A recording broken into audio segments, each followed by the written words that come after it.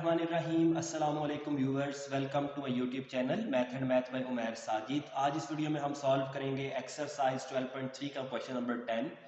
To mens are on the opposite sides of 100 metre high tower. ये question solve करते हैं। अगर अभी तक आपने चैनल को सब्सक्राइब नहीं किया तो चैनल को सब्सक्राइब करें, अपने फ्रेंड्स के साथ शेयर करें और कोई भी वीडियो देखने के लिए क्वेश्चन नंबर, एक्सरसाइज नंबर और साथ बाय उमैर साजिद लिख दें तो आपको वीडियो मिल जाएगी। तो two mens are on the opposite side of 100 metre high tower. एक टावर है जिसकी हाइट है 100 मीटर। तो ये हमारे पास एक टावर आ गया, ठीक है। टावर बना देते हैं। टावर के ऊपर हम मिसाल के तौर पर चौकी सी बना देते हैं ताकि हमें थोड़ा सा आइडिया हो जाए ये टावर है, ठीक है। तो ये हमारे पास टावर आ गया। इसकी जो हाइट गिवन है हमें टावर की, यानी कि टोटल जो हाइट है इसकी वो कितनी है, 100 मीटर है। यहाँ तक हमने रीड किया। एक टावर है जो क्या है 100 मीटर है, इसकी यानी कि जो हाइट है यहाँ से लेकर यहाँ तक वो कितनी है, 100 मीटर है हाइट है इसकी। और two mens are on opposite side, दो बंदे हैं जो इसकी अपोजिट साइड्स पर हैं। Two mens are on the opposite side of 100 metre high tower.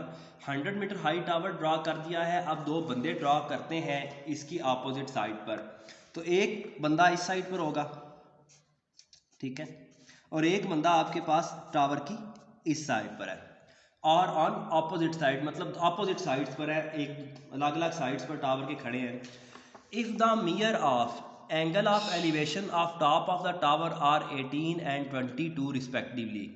एक बंदे ने मियर किया ये angle top of the tower का 18 है, दूसरे बंदे ने मियर किया टॉप ऑफ द टावर का एंगल क्या है, 22 है। तो एंगल ऑफ एलिवेशन यहाँ से हम बनाएंगे। वैसे तो ये आई लेवल है, यहाँ से बनता है, लेकिन हम ग्राउंड से इसको स्टार्ट करेंगे, ठीक है। तो एक ने जब एंगल मियर किया तो उसने कहा ये जो एंगल है 18 डिग्री है। इसी तरह जब दूसरे ने एंगल मियर किया, ठीक है, फर्श से इसने जब एंगल मियर किया तो इसने कहा ये जो एंगल है हमारे पास इसकी आई से ही गुजर के रहा है, समझे ये पॉइंट। तो उसने कहा ये एंगल क्या है, 22 डिग्री है। तो दो आदमियों ने एंगल मियर किया अपोजिट साइड पर खड़े होकर 18 और 22। Find the distance between them.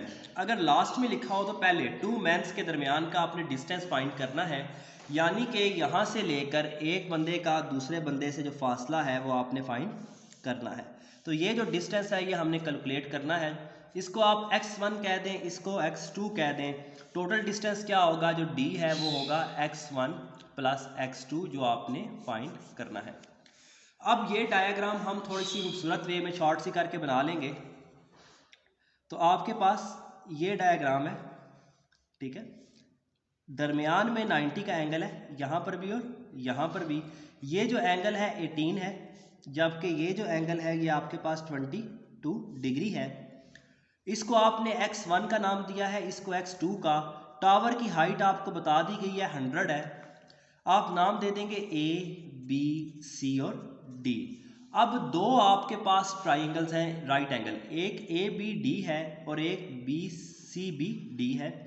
दरमियान में एक लाइन लगा ले, एक तरफ लिखें 90 का एंगल सेंटर में रखते हुए ट्राइंगल AB और D, दूसरी तरफ आप ट्राइंगल लिखें CB और D, और दोनों क्या है, ये राइट एंगल ट्राइंगल्स हैं।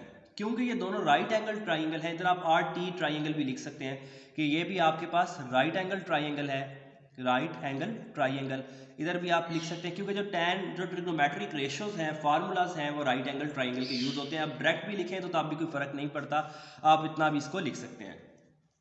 अब इन दोनों में ABD में अगर मैं tan का फार्मूला यूज करूं तो एंगल आएगा tan 18 थ्रू प्रॉपर परपेंडिकुलर है 100, तो आ जाएगा 100, और बेस कितनी है, x1 है, यानी कि x1 की वैल्यू आएगी 100 बाय tan 18।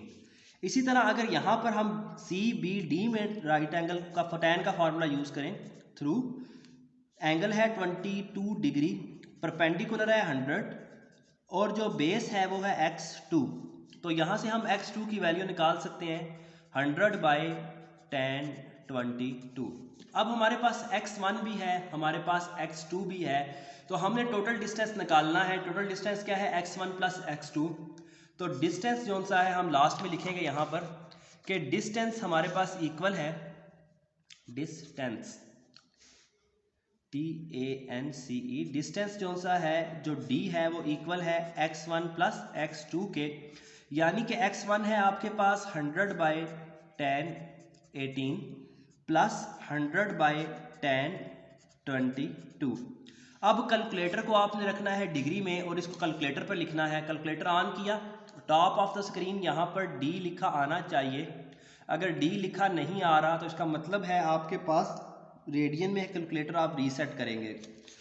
मेरा क्योंकि ऑलरेडी D लिखा आ रहा है तो मैं ये फ्रैक्शन का बटन प्रेस करूंगा, ऊपर लिखूंगा 100, यहां से हम नीचे आएंगे, नीचे आकर लिखेंगे 10 और 18, ब्रैकेट क्लोज करना लाजमी है अदरवाइज सिंटैक्स एरर आ जाता है, plus 100 divided by 10 22, bracket close करेंगे, इक्वल का बटन प्रेस कर देंगे क्योंकि यहाँ पर माइनस लिखा गया, इक्वल का बटन प्रेस कर देंगे तो 555.27 आपके पास आंसर आ जाता है। तो यहाँ पर हम लिख देंगे 555.27 और क्योंकि डिस्टेंस जो था वो 100 मीटर था तो यहाँ पर भी आपके पास मीटर ही आएगा।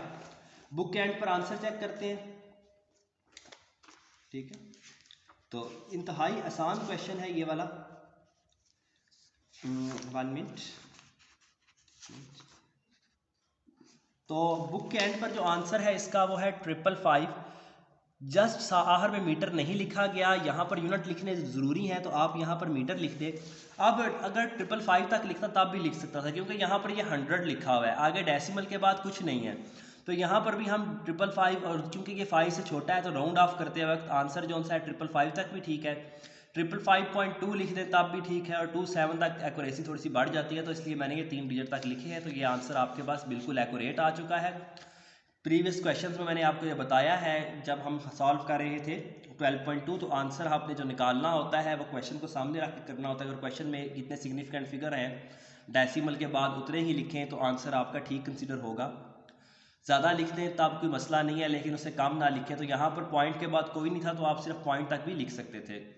तो ये आपके पास one step by step question solve हो गया। एक टावर बनाया, उस पर हमने 2 बंदे खिलवाए खड़े किए अपोजिट साइड्स पर, दोनों के दरमियान का डिस्टेंस निकालना था। हमारे पास ट्राइंगल बन गई, 2 राइट एंगल ट्राइंगल्स थी, एक थी ABD और एक थी CBD। दोनों पे हमने tan का फार्मूला लगाकर x1 और x2 निकाल लिया, फिर दोनों को सब्सटीट्यूट करके टोटल डिस्टेंस निकाल लिया। तो इंतहाई आसान क्वेश्चन था। चलते हैं नेक्स्ट की तरफ। अगर अभी तक आपने सब्सक्राइब नहीं किया तो सब्सक्राइब करें, अपने फ्रेंड्स के साथ शेयर करें और अगर कहीं पर भी प्रॉब्लम आ रही हो तो आप मुझसे पूछ सकते हैं।